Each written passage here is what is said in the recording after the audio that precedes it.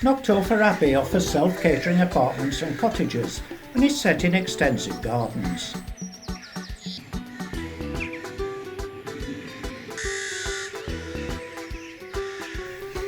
It stands just outside the small village of Knocktopher in County Kilkenny and is an ideal centre for visiting the 5 counties of South East Ireland.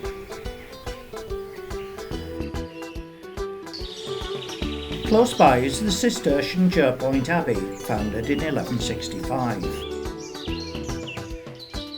The lively market town of Thomastown, originally a walled town with 14 towers, stands on the River Nore, which is famous for salmon and trout. Alongside the river are several old mills, which once used water power for grinding of grain and making wool. One of these mills is now used as a craft school.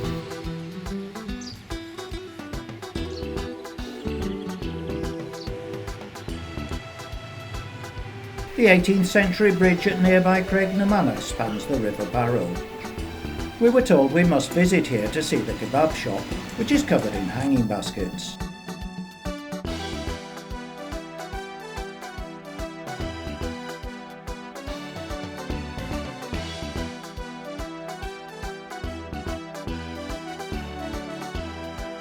On the eastern bank of the Barrow are the monastic buildings of St Mullins. A path leads past the church, built in 1811, and through the graveyard to the ruins of earlier churches dating from the 11th to 15th centuries.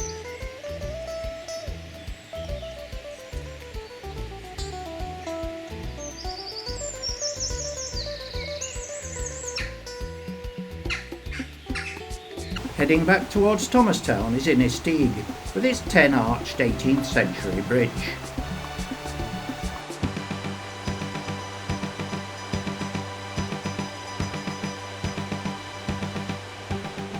Nearby is Woodstock.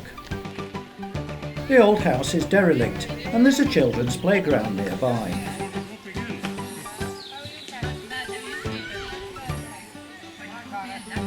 The gardens, which belong to the state, are being restored to the period 1840 to 1890. There are 2 stunning avenues, the Noble Fir Avenue and the Monkey Puzzle Avenue, which is the longest in Europe.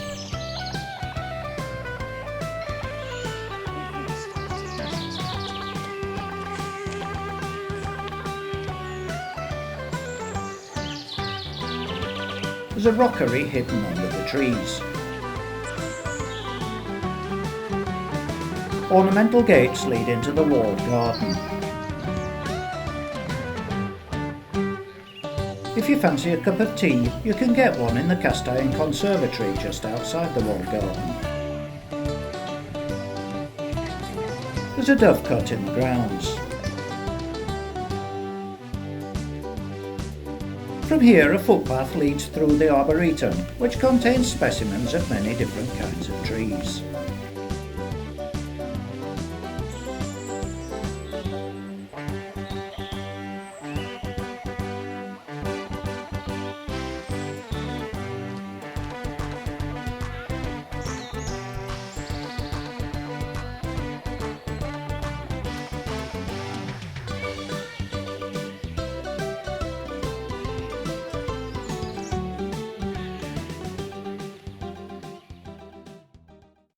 In the little village of Newmarket in County Kilkenny is the Famine Garden, which tells the story of the potato famine of the 1840s. A walk through the garden starts at a typical cottage before the famine.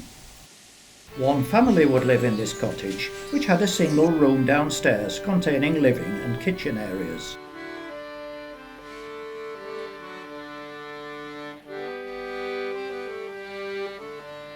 In the loft was the bedroom. Outside is a potato garden, potatoes being the staple diet up to this time. The path through the yew trees marks the time when potato blight led to a famine in which 1 million people died and millions more emigrated. From here it goes into a contemplative garden where Hungry Island has the Valley of Sorrows on one side and the River of Tears on the other, connected by the Bridges of Tears and Hardship. A crude sculpture represents emigration, whilst another shows a famished spectre reputed to have transformed into a handsome magician when kindness was shown. It then passes through the silent era into the Garden of Plenty.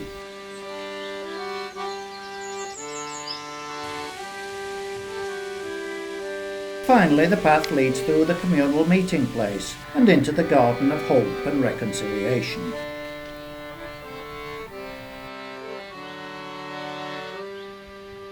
This interesting seat is at the entrance to the car park of Kells Priory.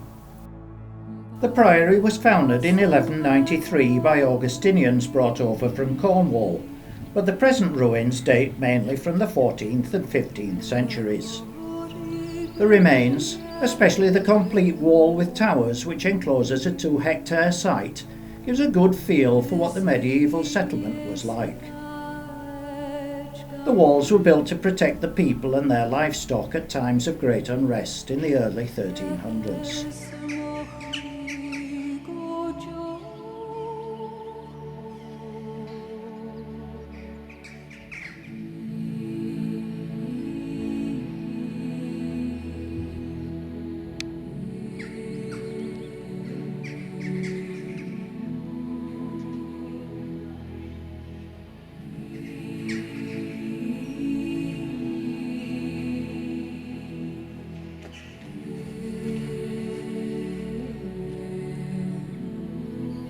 As the sheep left, so did we, to go down to the lovely stone bridge.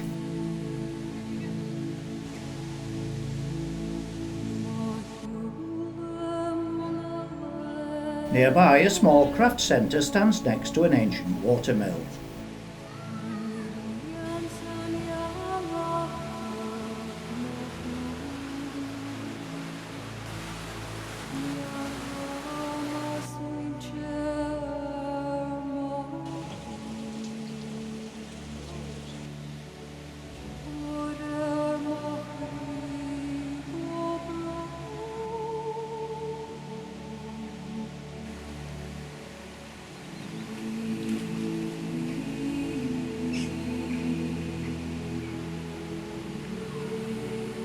Kilkenny is a vibrant medieval walled city.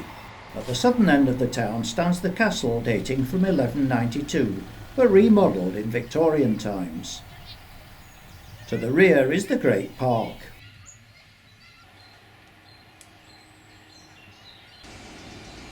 The castle overlooks the river, and in front of the main building is a more formal garden.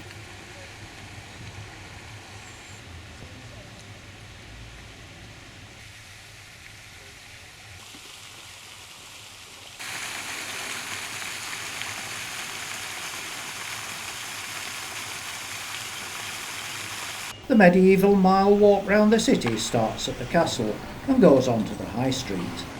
The Tholsel, meaning tax hall, was built in 1761 from local limestone. Further along, the Nostalgia Cafe has some interesting objects above the shop front.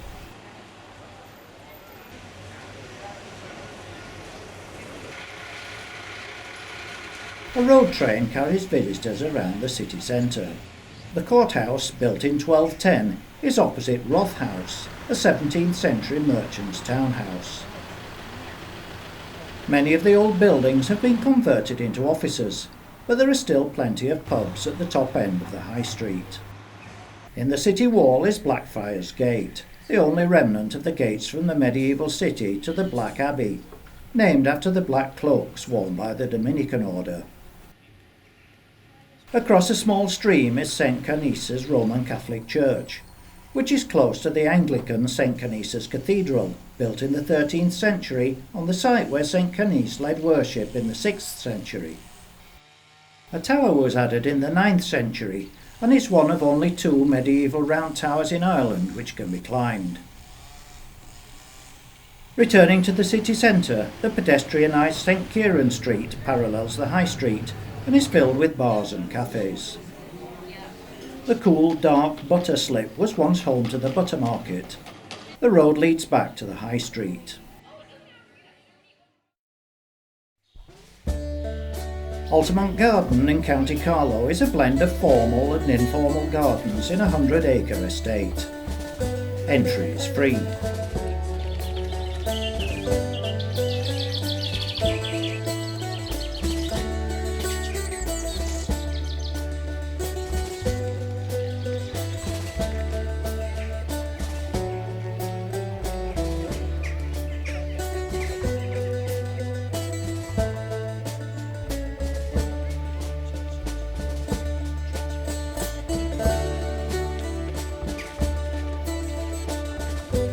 On Sunday afternoons it's very popular with families after attending Mass.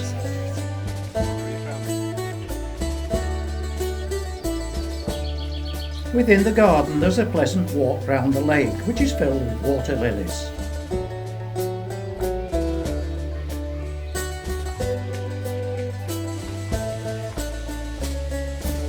In early summer the azaleas and rhododendron are in full bloom.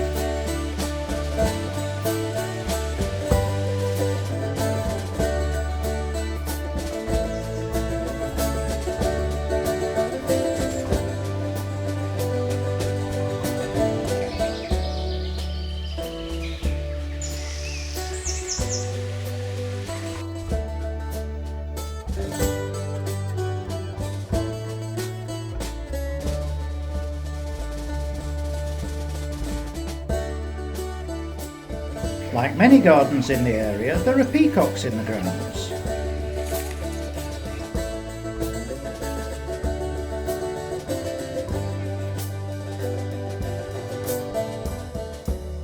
Nearby Leighlinbridge has a 14th century 9-arch bridge spanning the River Barrow. On the far side of the river is the medieval ruin of Black Castle, one of Ireland's earlier Norman castles. There's a pleasant riverside walk.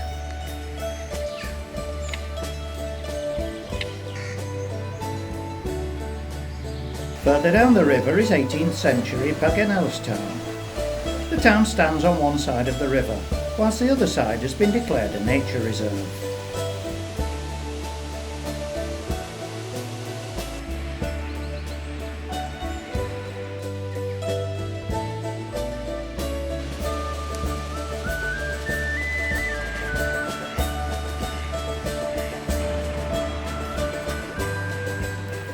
Further east, but still in County Carlow, is Clonagall, voted the tidiest village in Ireland in 2014 and 2015. At the edge of the village is the 17th century Huntington Castle.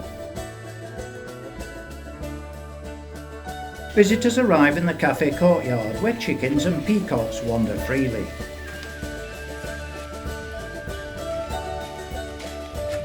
A tour of the gardens starts at the greenhouse before going on to the rose garden.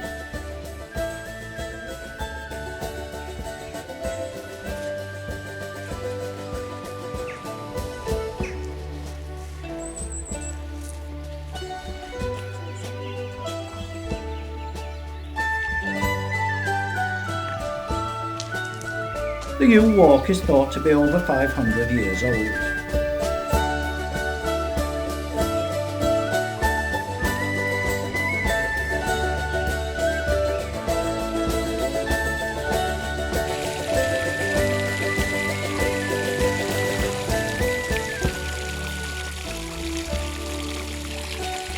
Near to the fountain is a golden moon acer. The centre walk leads down through the trees to the lake.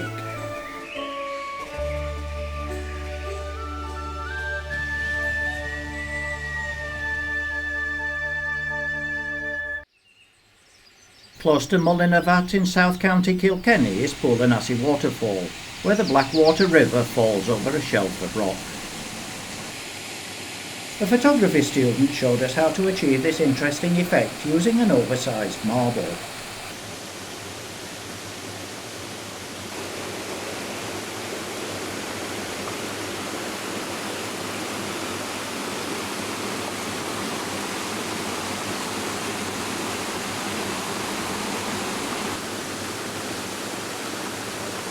To the east, in the town of New Ross, is the famine ship Dunbrody, alongside the emigrant flame which burns permanently to remember all emigrants throughout the world. The ship is an authentic reproduction of an 1840s emigrant vessel, on board which there are guided tours.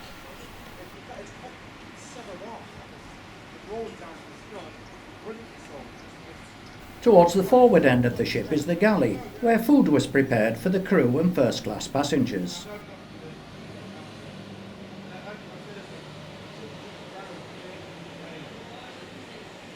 Beyond this is the ship's bell.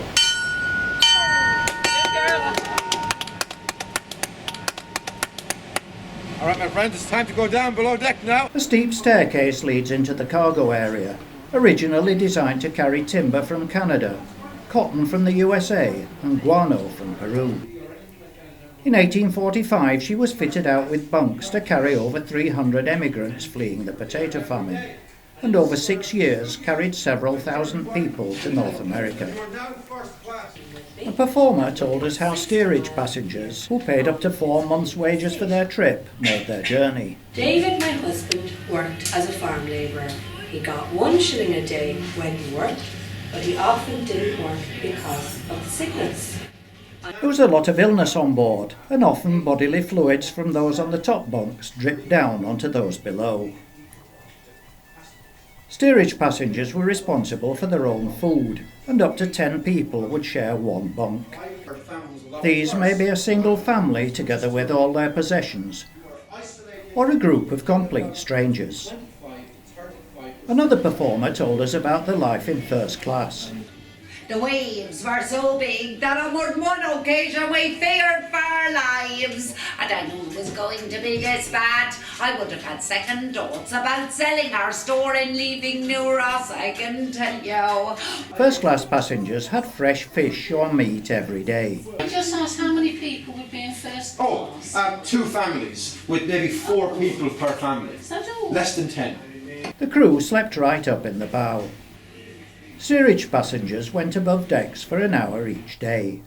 And you were allowed out as a small group, maybe 20 or 30 people up here at a time.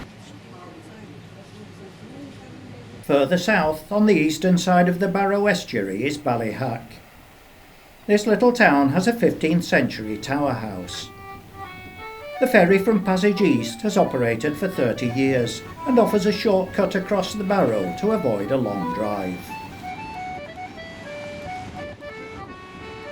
On the eastern tip of the estuary is Hook Head, a rocky promontory overlooked by Hook Lighthouse.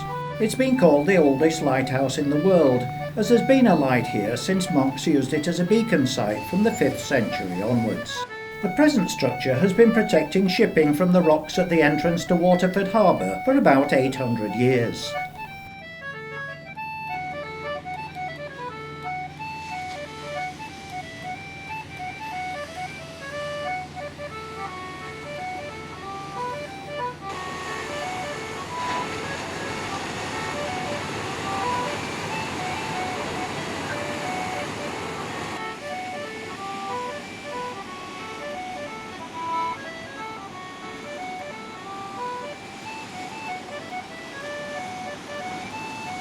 Open water swimming is very popular in Ireland, but this dog in Dunmore East on the opposite side of Waterford Harbour must be unique. Dunmore East itself is a pretty little fishing port.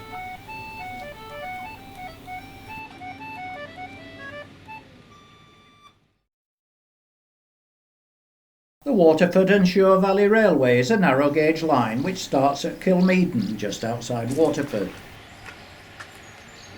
An old standard gauge carriage serves as a ticket office and shop.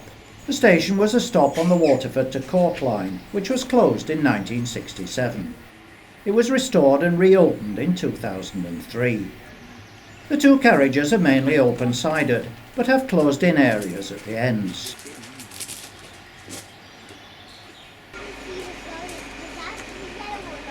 The locomotive has worked in the peat industry in northern England and Scotland, and was used in excavating the Channel Tunnel.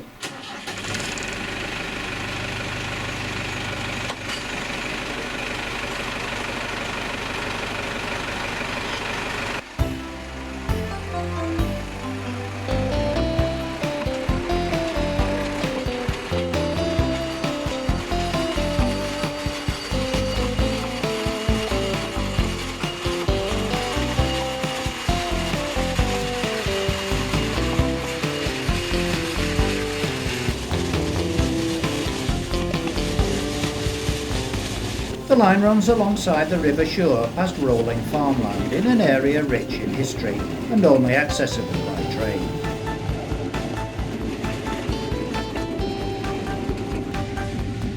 The train stops at the Magic Wood, where fairies and leprechauns live happily together. Sometimes they can be seen among the trees.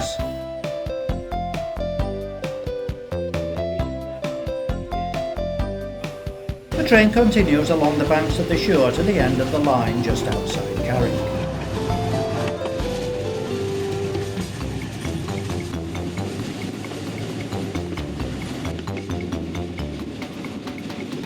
The stone bridge across the Suir was built in 1447.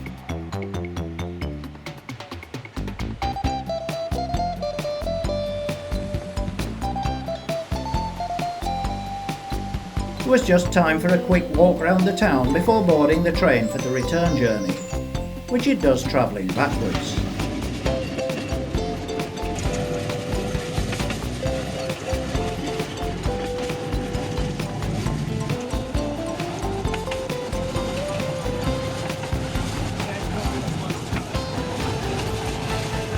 There's a brief stop at the ruins of the 18th century staircase of Kilmeaden Castle, which is all that survives today.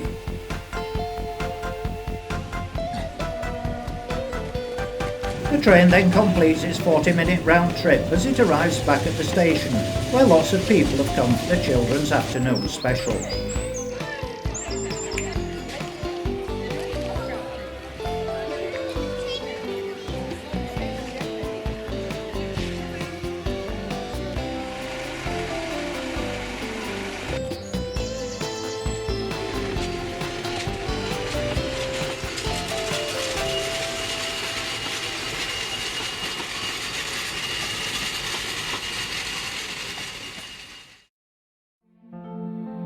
The Metal Man near Tramore on the copper coast of Waterford is a large cast-iron figure pointing seaward. It was erected in 1823 by Lloyd's of London to keep ships away from the shallow waters. Beneath it is an open water swimming club.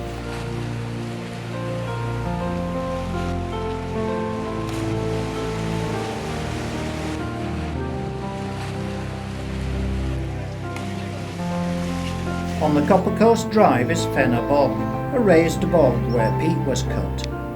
It's now Waterford's first national nature reserve.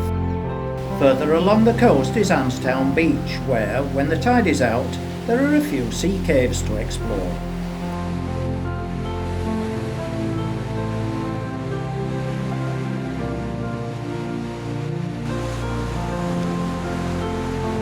There are several safe swimming bays along this length of coast.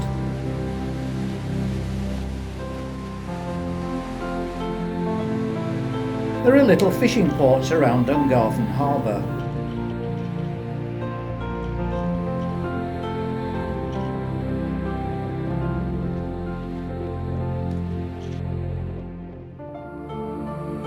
Further along the County Waterford shoreline is the beautiful beach at Ardmore.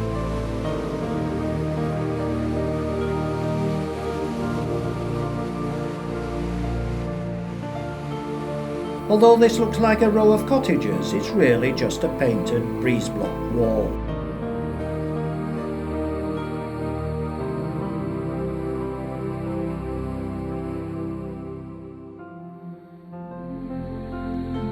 From Youghal, the road cuts across country to the port of Cove in County Cork. The town spills down the steep slope to the harbour, which was the last port of call on the ill-fated voyage of the Titanic. Hopefully the Caribbean princess will meet a happier fate.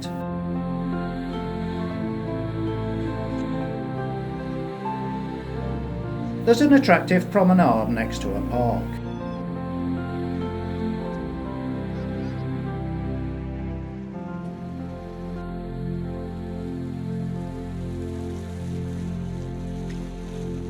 St Colman's Cathedral stands above the town. Inland of the Copper Coast is a lovely drive through the Comera Mountains.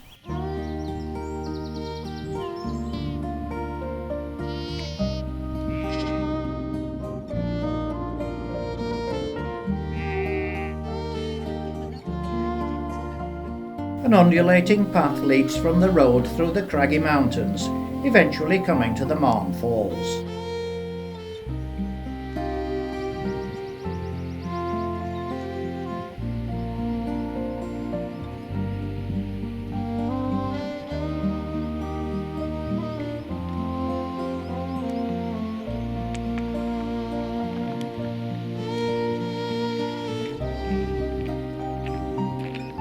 Here the Marne River drops 240 feet.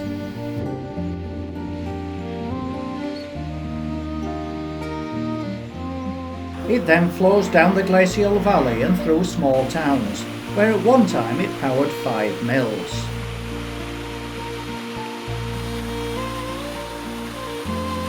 The drive also goes through forests and has magnificent views over the valleys below.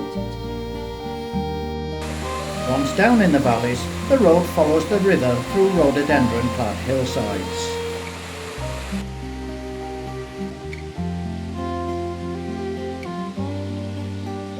The castle in Lismore, County Waterford, is by the bridge and stands high above the River Blackwater.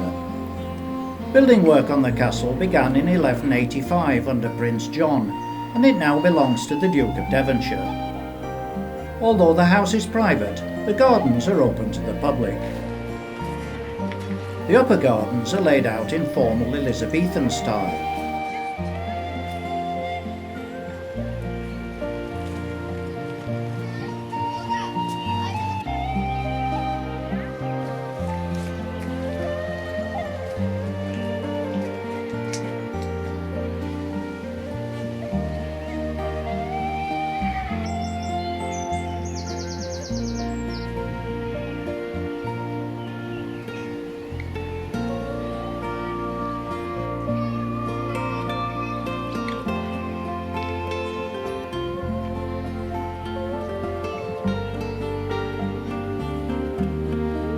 The lower level is rich with rhododendron and magnolias.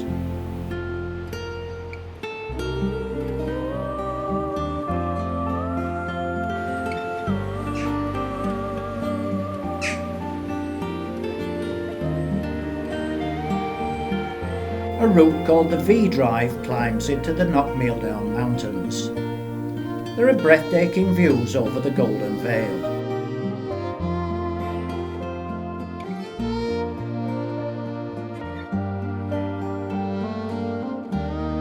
It then descends through wooded slopes, which in late June are smothered in thousands of rhododendron.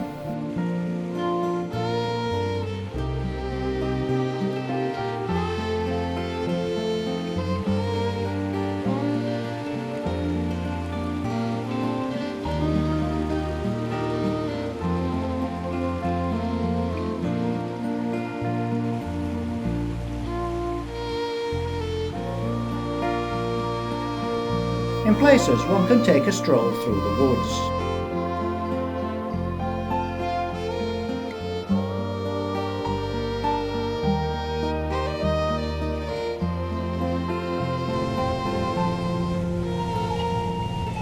The route then continues to Carrick in County Tipperary, where the 12th century island fortress with its keep and defensive towers dominates the town.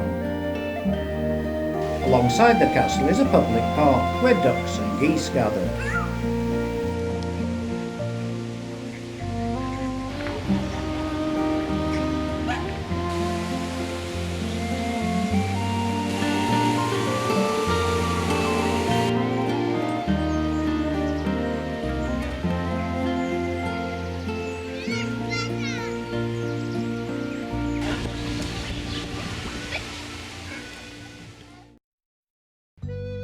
On the east coast of County Wexford is the 500-acre Wexford Wildfowl Reserve. The main habitat is improved grassland grazed by farm livestock in summer and wildfowl in winter. It's used by geese and swans for drinking and bathing, and diving duck species for feeding. Around 250 different bird species have been recorded on the reserve. There are a number of viewing hides throughout the site.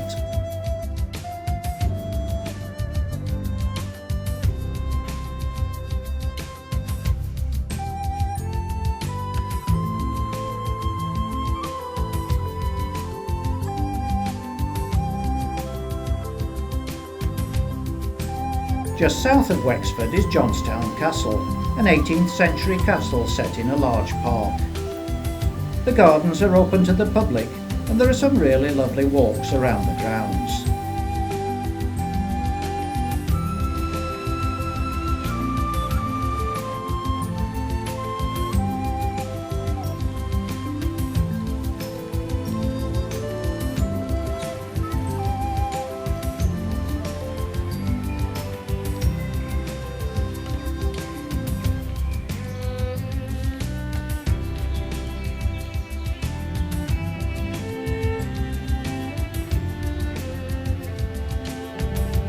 In the grounds are the ruins of Altamont Castle, a tower house dating from 1169.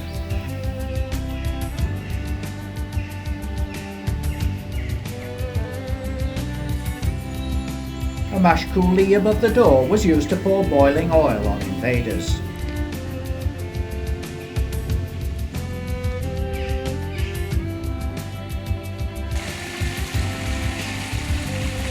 Alongside the castle lake is the statue walk, which, unsurprisingly, has statues along it.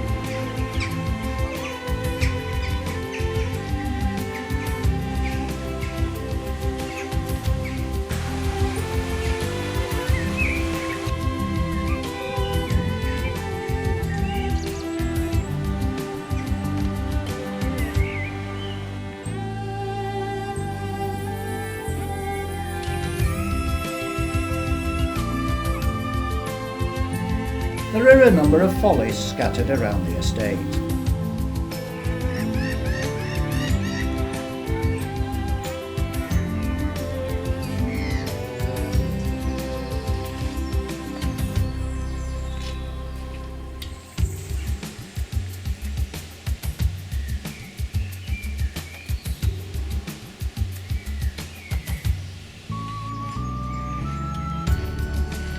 The castle is the home of the Irish Agricultural Museum, which also houses the Peacock Tea Room. I wonder where he got that name.